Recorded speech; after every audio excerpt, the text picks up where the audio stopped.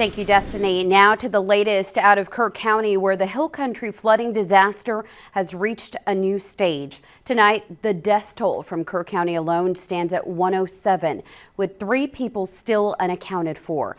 This right here is new video from your South Texas Ford dealer Sky Fox of the Guadalupe River. Kerr County commissioners say crews are now moving away from search and rescue operations into recovery mode. Their meeting was closed to the public today, but was live streamed. Our model is showing heights of 40 feet, and we already know from talking to people 55 feet on some parts of the river. You can't live through that. Yep. It was a tsunami. It was an inland tsunami, and it ripped everything up. That's the county's floodplain manager, Charlie Hastings. He says the flood came in like a giant hurricane and just sat over the south fork of the Guadalupe River drainage basin. County commissioners did not want to talk about why their emergency alert system was not activated sooner, but did say DPS and Texas Rangers dramatically lowered the number of missing people to 3. A Kerr County man says the bodies of 10 flood victims have been recovered from his property along the Guadalupe River. Fox SA's Karina Hollingsworth joins us now with where he plans to search next.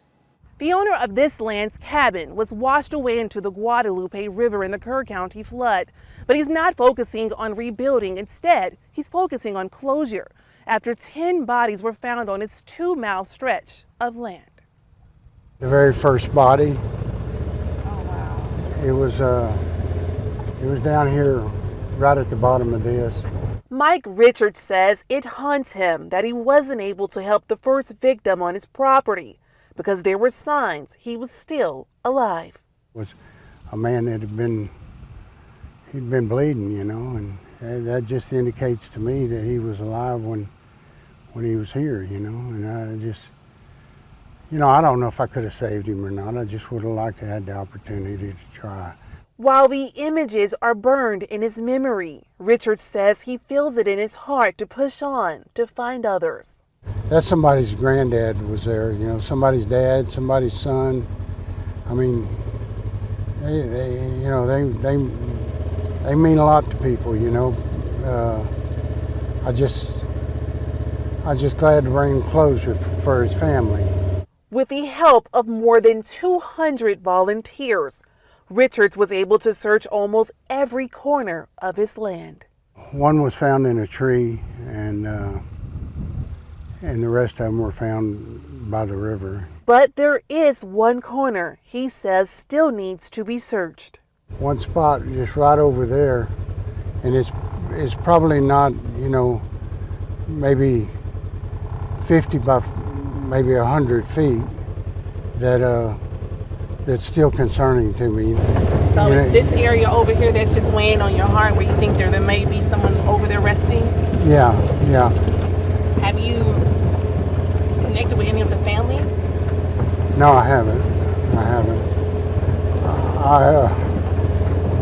I hope to make a memorial one day and meet some of them. Richard says he will continue to search his portion of the Guadalupe River for at least another week. Reporting for Fox SA, I'm Karina Hollingsworth. Melissa Vega at the live desk. Well, happening right now, we are also learning tonight the head of FEMA Search and Rescue Branch has just resigned. The FEMA chief had been with the agency for more than 10 years.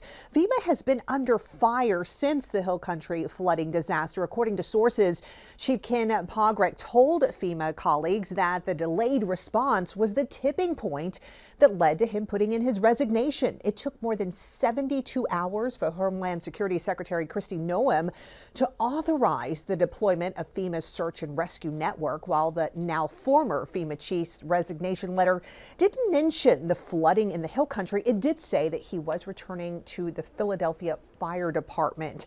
Secretary Noem was actually in Kerrville back on July 5th. The Department of Homeland Security has defended its response to the flooding, stressing the secretary initially tapped into other DHS assets, including rescue teams from the U.S. Coast Guard and Border Patrol, and over time, as a need for FEMA resources arose, those requests received the secretary's approval. That is the latest from the live desk. Ashley?